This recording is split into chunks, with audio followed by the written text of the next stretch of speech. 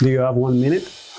What does the Bible mean to be overrighteous or overwicked? In my vain life, I've seen everything. There is a righteous man who perishes in his righteousness, and there is a wicked man who prolongs his life in his evil doing. Be not overly righteous, and do not make yourself too wise. Why should you destroy yourself? Be not overly wicked, neither be a fool. Why should you die before your time? The one who fears God shall come out from both of them. Ecclesiastes 7:15-18.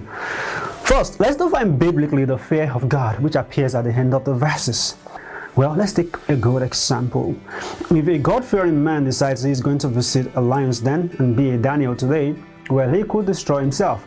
Also, if a man decides today he wants to fast for 40 days and nights and be the modern Jesus, he could as well destroy himself. Now, these two scenarios are not merely hypothetical. They have happened before in real-life reports. Contrast that with a world-loving man who thinks these scenarios as foolish. His common sense will serve him better, and his life is prolonged while the overly righteous man perishes. Although we are challenged to be like Daniel and Jesus, Daniel was in the lion's den not by his own fabricating. Neither are we called to be like Jesus in every atom of detail.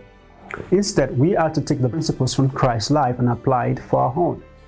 Also, the verse says, "Be not overly wicked, neither be a fool. Why should you die before your time?"